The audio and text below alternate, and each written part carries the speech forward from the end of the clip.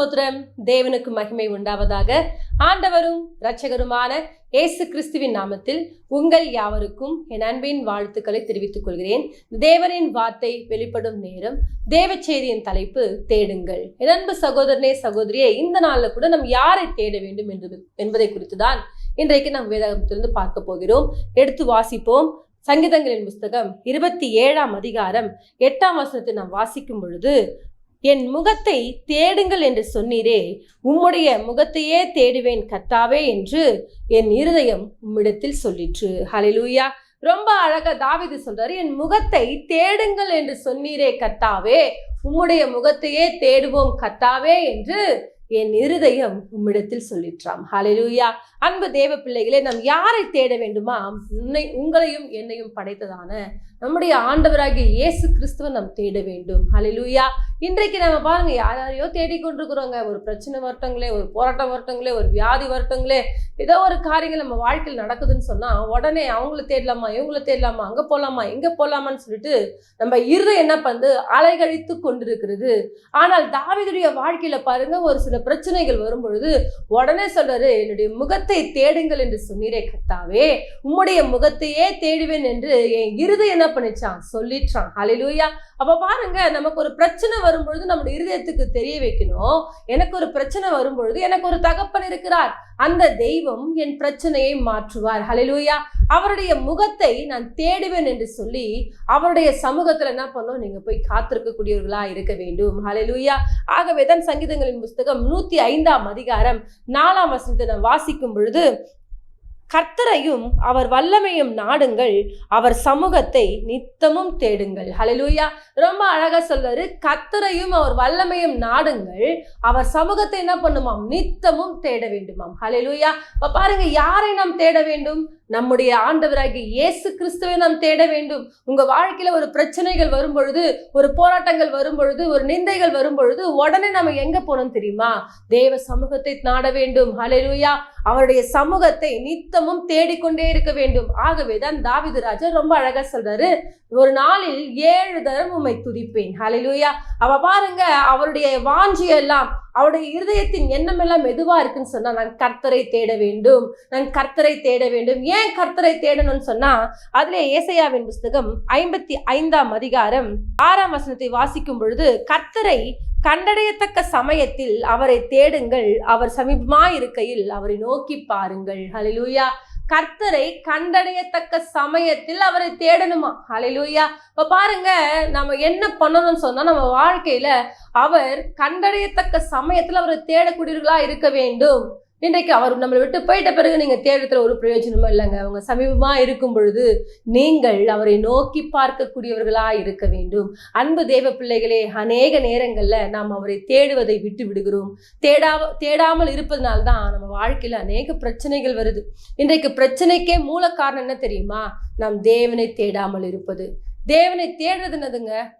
காலையில எழுந்து என்ன பண்ணோம், கொஞ்ச நேரம் ஜெபிக்கிறது, கொஞ்ச நேரம் என்ன பண்ணும், வேதத்தை எடுத்து வாசிப்பது, கொஞ்ச நேரம் அவரோட செய்த நன்மைகளா நினைவு கூர்ந்து தேவனுக்கு நன்றி சொல்லுவது, துதி பலிகளை செலுத்துவது, இதுதான் தேடுவது. 24 மணி நேரம் உங்களை தேட சொல்லுங்க. உங்களுக்கு எப்பெல்லாம் நேரம் கிடைக்குதோ அப்பொழுதெல்லாம் அந்த தெய்வத்தை நோக்கி பாருங்க. ஹல்லேலூயா. என்னுடைய முகத்தை தேடுங்கள் என்று சொன்னீரே, உம்முடைய முகத்தையே தேடுவேன் என்று சொல்லி தாவீது ஒவ்வொரு நேரமும் தேவனை தேடக்கூடிய ஒரு மகனா இருந்தார். இன்றைக்கு நீங்கள் கூட அவரை தேடுங்கள் என்று சொன்னால் உங்களுடைய வாழ்க்கையில கூட அவர் அற்புதங்களை செய்ய வல்லவரா இருக்கிறார். ஹல்லேலூயா.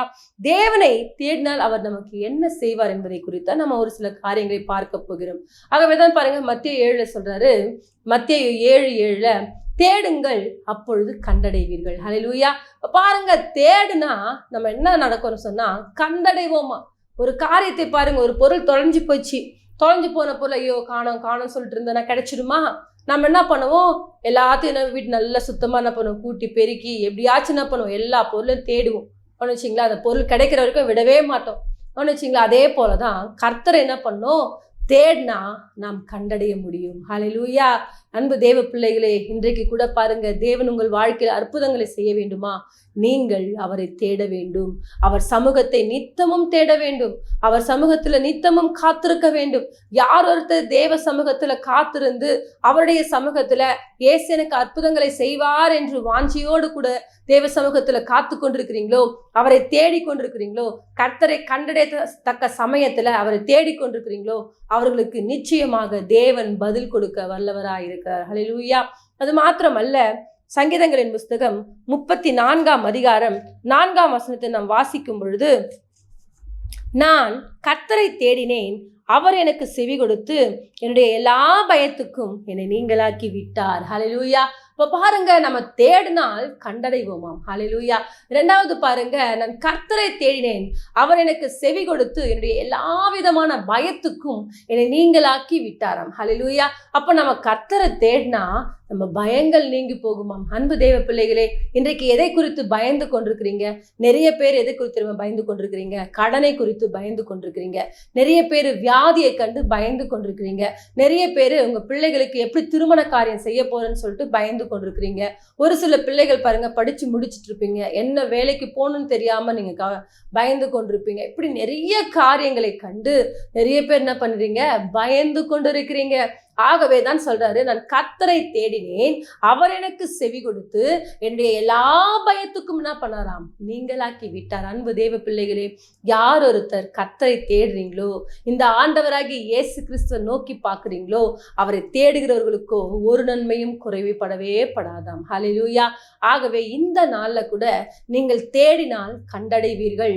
நீங்கள் தேடினால் உங்களுடைய எல்லா பயத்துக்கும் தேவன் உங்களை நீங்களாக்கி ரட்சிக்க வல்லவராய் இருக்கிறார். எந்தெந்த காரியங்கள்ல பயந்து கொண்டிருக்கிறீங்களோ அந்த காரியத்துல தேவன் உங்களை நீங்களாக்கி, அந்த பயத்துக்கு உங்களை விடுதலையாக்கி தேவன் உங்களை ரட்சிக்க அவர் வல்லவராய் இருக்கிறார். தாவீதுடைய வாழ்க்கையில எத்தனையோ பயம் தரக்கூடிய காரியங்கள் வரும் பொழுதெல்லாம் அவர் தேவனை தேடக்கூடிய ஒரு மகனாய் இருந்தார். எத்தனை பிரச்சனைகள் வந்தாலும் அந்த பிரச்சனைகளுக்கு மத்தியில அவர் ஈஸியா ஜெயிச்சதுக்கு காரணம் என்ன தெரியுமா? கர்த்தரை தேடிக்கொண்டே இருந்தார். ஹல்லேலூயா. முன்னமே நான் சொன்னது போல, ஒரு நாளில் 7 தரம் கர்த்தரை துதித்து கொண்டிருக்கக்கூடிய மகன் ஒரு நாளில் 7 தரம் துதிக்கிறாருன்னு சொன்னா எத்தனை வாட்டி ஆண்டவர் நோக்கி பார்த்து கொண்டே இருப்பார் பாருங்க. அவருக்கு அவர் தேவனை தேடுறதாங்க அவருக்கு வேலையே. ஹல்லேலூயா. இன்றைக்கு கூட நீங்கள் கூட உங்க சரீரம் என்ன வேலை வேணா செய்து கொண்டிருக்கலாம், ஆனால் உங்கள் ஆத்துமாவில் நீங்கள் தேவனை தேடிக்கொண்டே இருக்க வேண்டும். அன்பு தேவ பிள்ளைகளே, நீங்கள் அவரை தேடும் பொழுது அவர் ஒருபோதும் உங்களை கைவிடாதவராக இருக்கார். ஹல்லேலூயா. ஆகவே சோர்ந்து போகாதீர்கள். கர்த்தரை தேடினால் நிச்சயமாக கண்டடைவீர்கள். கர்த்தரை தேடினால் உங்களை எல்லா விதமான பயத்துக்கும் உங்களை நீங்களாக்கி ரட்சிக்க அவர் வல்லவராக இருக்கிறார். ஹல்லேலூயா. 1 சாமுவேல் புஸ்தகம் 1ஆம் அதிகாரம் நீங்க 10ஆம் வசனத்திலிருந்து 20ஆம் வசனம் வரைக்கும் நீங்க வாசிப்பீங்கன்னு சொன்னா அங்க ஒரு சம்பவம் எழுதப்பட்டிருக்கும். அன்றைக்கு பாருங்க, அன்னாளுக்கு பிள்ளை இல்லாம இருக்கு. அந்த மகள் பாருங்க தேவ சமூகத்துக்கு போறாங்க. அவங்களுக்கு நல்லா தெரியும், நான் ஆலயத்துக்கு போயிட்டு அங்க போய் கண்ணீர் வடிச்சு நான் ஜெபிச்சோன்னு சொன்னா தேவன் நிச்சயமாக என் ஜெபத்தை கேட்பார் என்ற ஒரு நம்பிக்கை. ஹல்லேலூயா. அவள் போய் என்ன பண்றாங்களாம்? மனம் கசந்து அழுது தேவனை நோக்கி என்ன பண்ணாங்களாம்? விண்ணப்பம் பண்ணினார்களாம். ஹல்லேலூயா. இப்ப பாருங்க, நான் எங்க போகணுமோ அந்த இடத்துக்கு போனோங்க. ஹல்லேலூயா. இப்ப பாருங்க, அன்னாளுக்கு தெரியும், நான் ஆலயத்துக்கு போனா அங்க யார் இருப்பாங்க? ஆண்டவர் சொல்றாரு, இந்த ஸ்தலத்துல இந்த கண்கள் திறந்தவைகளும் செவிகள் என்ன பண்ணாம்? கவனிக்கிறமா இருக்கு. அவருடைய இருதயம் என்னாலும் எங்க இருக்கு? ஆலயத்துல இருக்கு. அப்போ நான் போய் தேடக்கூடிய ஒரு இடம் இருக்கு. அது எங்க தெரியுமா? ஆலயம். இன்றைக்கு நிறைய பேர் பாருங்க, ஆலயத்துக்கே போகணுன்ற எண்ணமே கிடையாது.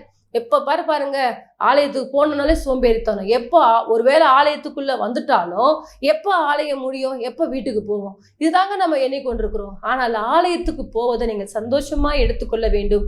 ஆகவேதான் தாவீது ராஜா ரொம்ப அழகா சொல்றாரு, கர்த்தருடைய ஆலயத்துக்கு போவோம் வாருங்கள் என்று எனக்கு அவர்கள் சொன்ன பொழுது நான் மகிழ்ச்சியா இருந்தேன். ஹல்லேலூயா. அப்ப பாருங்க, ஆலயத்துக்கு போகக்கூடிய பிள்ளைகள் எப்படி போனோம்? சந்தோஷமா போனோம். சந்தோஷமா போய் என்ன பண்ணோம்? நான் கர்த்தரை தேட போறேன். ரொம்ப நாள் கழிச்சு என்ன பண்ண? தேவனுடைய நாமத்தை தொழுது கொள்ள போறேன். அங்க போய் ஆடி பாடி தேவனுடைய நாமத்தை கீர்த்தனம் பண்ண போறேன்னு சொல்லிட்டு அப்படியா ஆர்வத்தோடு என்ன பண்றாரு? ஆலயத்துக்குள்ள ஓடுறார். அதே போலதான் நீங்க கூட தேடக்கூடியவர்கள் ஆலயத்துக்குள்ள போயிட்டு தேவனை தேட வேண்டும். ஒருவேளை இன்றைக்கு ஆலயத்துக்கே போகாம மாச கணக்குல, வருஷ கணக்குல, வார கணக்குல இருப்பீங்கன்னு சொன்னா இன்றைக்கு ஒரு தீர்மானம் பண்ணி கொள்ளுங்கள். ஏசப்பா, என் வாழ்க்கையில இந்த பிரச்சனை வருவதற்கு காரணம் நான் ஆலயத்துக்கு போகாமல் இருப்பதனால்தான், நான் உங்களை தேடாமல் இருக்கிறதுனால்தான். ஆனால் இன்றைக்கு நான் உங்களை தேடுவேன் ஆண்டவரே, என்னுடைய முகத்தை தேடுங்கள் என்று சொன்னீங்களே, உங்களுடைய முகத்தை நான் தேடுவேன் பான் என்று சொல்லி நீங்கள் ஆலயத்துக்கு போயிட்டு தேவ சமூகத்துல உங்கள் வேண்டுதல்களையும் உங்கள் விண்ணப்பங்களையும் நீங்கள் தெரியப்படுத்துங்கள் என்று சொன்னால் நிச்சயமாக தேவன் உங்கள் ஜெபத்தை கேட்க அவர் வல்லவரா இருக்கிறார். ஹல்லேலூயா. அன்னாளுக்கு தெரியும், நான் ஆலயத்துக்கு போயிட்டு அவரை தேடினா அவர் என் ஜெபத்தை என்ன பண்ணுவார், கண்டிப்பா கேட்பார் என்று சொல்லி தேவ சமூகத்துல போயிட்டு தன்னுடைய இருதயத்தெல்லாம் ஊற்றுனாங்களாம். ஹல்லேலூயா. போய் மனம் கசந்து அழுது ஆண்டவர் நோக்கி விண்ணப்பம் பண்ணாங்க. தேவன் அந்த மகளுக்கு நல்ல பிள்ளை கனிகளை தேவன் தந்தார். ஹல்லேலூயா. இன்றைக்கு கூட நீங்கள் ஒருவேளை குழந்தை இல்லாம கஷ்டப்பட்டு கொண்டிருக்கிறீங்களா, ஆலயத்துக்கு போங்க, அங்க போயிட்டு மனம் கசது அழுது ஜெபம் பண்ணுங்க. ஏசப்பா, நான் எனக்கு பிள்ளை இல்லாம இருக்குப்பா. அன்றைக்கு அண்ணால் தேவ சமூகத்துல வந்து உங்களை தேடினாங்க ஆண்டவரே, அவர்களுக்கு ஒரு பிள்ளை பாக்கியத்தை கொடுத்தீங்கப்பா, எனக்கு கூட ஒரு பிள்ளை பாக்கியத்தை தாங்கப்பான்னு சொல்லிட்டு நீங்க தேவ சமூகத்துல போயிட்டு அழுவீங்கன்னு சொன்னா நிச்சயமாக தேவன் உங்களுக்கு ஒரு நல்ல குழந்தை பாக்கியத்தை கொடுக்க அவர் வல்லவராயிருக்கிறார். ஹல்லேலூயா. அன்பு தேவ பிள்ளைகளே, கர்த்தரை கண்டடையத்தக்க சமயத்துல நீங்கள் அவரை தேட வேண்டும். ஹல்லேலூயா. ஞாயிற்றுக்கிழமை ஓய்வு நாளை ஒருவரும் என்ன பண்ணக்கூடாது, அசட்டை பண்ணக்கூடாது. அது தேவனை தேடக்கூடிய நாள். அந்த நாளில் தேவனுக்கு முக்கியத்துவம் கொடுங்க. அந்த நாளில் தேவனை பற்றி கொண்டிருங்க. அந்த நாள் முழுவதும் தேவ சிந்தனாய் நிறைந்தவர்களாய் காணப்படுங்க. அவரை தேடும் பொழுது அவர் நிச்சயமாக உங்களுக்கு பதில் கொடுக்கக்கூடியவராய் இருக்கிறார். ஹல்லேலூயா. அது மாத்திரமல்ல, மத்தேயுவின் புஸ்தகம் 8ஆம் அதிகாரம் 5ஆம் வசனத்திலிருந்து நீங்கள் 10ஆம் வசனம் வரைக்கும் வாசிப்பீங்கன்னு சொன்னா, அங்க என்ன பண்றாரு, கப்பர்நகூம்ல ஆண்டவர் வராரு. அங்க வரும்பொழுது 100க்கு அதிபதி வராரு, 100 பேருக்கு தலைவன் வராரு. வந்து சொல்றாரு, ஆண்டவரே, என் வேலைக்காரன் திமிர்வாதமா என்ன பண்றான், படுத்து கொண்டிருக்கிறான், அதாவது உடம்பு சரியில்லாம படுத்து கொண்டிருக்கிறான், நீங்க என்ன பண்ணும், அவனுக்கு சுகம் கொடுக்கணும்னு சொல்லிட்டு. அப்ப ஆண்டவர் சொன்னா, அவன் கூட வரேன்ப்பா. ஆண்டவர் சொல்றாரு, உன் கூட வரேன். ஆனா இந்த மகன் என்ன சொல்றாரு, ஆண்டவரே, நீர் என் வீட்டுக்குள் வருவதற்கு நான் பாத்திரம் அல்ல, நீங்க ஒரு வார்த்தை மாத்திரம் சொல்லுங்க, என் வேலைக்காரன் சொஸ்தமாவான். ஹல்லேலூயா. இப்ப பாருங்க, அந்த 100க்கு அதிபதி அவர் நினைச்சார் என்ன பண்ணிருக்கலாம், ஹாஸ்பிட்டலுக்கு கூப்பிட்டு போயிட்டு என்ன பண்ணிருக்கலாம், அவருக்கு சுகத்தை வாங்கி கொடுத்துருக்கலாம். ஆனால் அவர் அங்கெல்லாம் போகாம, எனக்கு ஒரு தெய்வம் இருக்கிறார், அந்த தெய்வத்தை நான் தேடினா அங்க போனா அவர் அந்த மகனுக்கு சுகத்தை தருவார் என்ற அந்த நம்பிக்கை விசுவாசத்தோடு என்ன பண்றாரு, போறாரு. ஹல்லேலூயா. இப்ப பாருங்க, தேடுறவங்கள அவர்கள் ஒருபோதும் தேவன் கைவிடுவதே இல்லை. ஹல்லேலூயா. 100க்கு அதிபதி தேவனை தேடினாரு, அந்த வேலைக்காரன் சொஸ்தமானார். ஹல்லேலூயா. இப்ப பாருங்க, நீங்கள் கூட தேவனை தேடுங்கள் என்று சொன்னால் உங்களுக்கு கூட தேவன் பதில் கொடுக்க அவர் வல்லவராய் இருக்கிறார். ஹல்லேலூயா. உங்களுக்கும் தேவன் சுகத்தை கொடுக்க அவர் வல்லவராய் இருக்கிறார். அன்றைக்கு அன்னாள் தேவ சமூகத்துக்குள்ள ஓடி வந்து அவரை தேடினாங்க. ஹல்லேலூயா. தேடின மகளை அவர் கைவிடவே இல்லை. தேடினால் கண்டடைவீர்கள். தேடினால் எல்லா விதமான பயத்துக்கும் உங்களை நீங்களாக்கி ரட்சிப்பார். ஹல்லேலூயா. தேடினால் உங்கள் வியாதிகள் சுகமாகும். தேடினால் உங்களுக்கு நல்ல குழந்தை பாக்கியத்தை கொடுக்க அவர் வல்லவராய் இருக்கிறார். ஹல்லேலூயா. அன்பு தேவ பிள்ளைகளே, நம் தேவனை தேடும் பொழுதுதான் தேவன் நம்முடைய வாழ்க்கையில அற்புதங்களை செய்வார். தேடாமல் இருப்போம் என்று சொன்னால் நிறைய குறைவுகள் நம்ம வாழ்க்கையில காணப்படும். ஆகவேதான் சொல்றாரு, நிறைவானது வரும் பொழுது குறைவானது ஒழிந்து போம். ஹல்லேலூயா. நிறைவாகிய கிறிஸ்து உங்களுக்குள்ள வரணும்னு சொன்னா அவரை நோக்கி நீங்கள் கூப்பிட வேண்டும். அவரை நீங்கள் கூப்பிடணும்னு சொன்னா தேவ சமூகத்துக்கு போயிட்டு, ஆண்டவரே, நான் உங்களை தேடி வந்திருக்கிறேன்ப்பா, நீங்க எனக்கு அற்புதத்தை செய்யுங்கப்பா. ஹல்லேலூயா. நமக்கு ஒரு பலவீனம், உடனே எங்க போறோம், ஹாஸ்பிட்டலுக்கு கடந்து போறோம். இப்ப பாருங்க, பலவீனம்னு தெரிஞ்ச உடனே எங்க போறோம், ஹாஸ்பிட்டலுக்கு போறோம் இல்ல. அதே போலதான் நமக்கு ஒரு பிரச்சனை வருதுன்னு சொன்னா பிரச்சனை தீர்க்கக்கூடிய இடம் ஒன்று இருக்கு, அதுதான் தேவ ஆலயம்.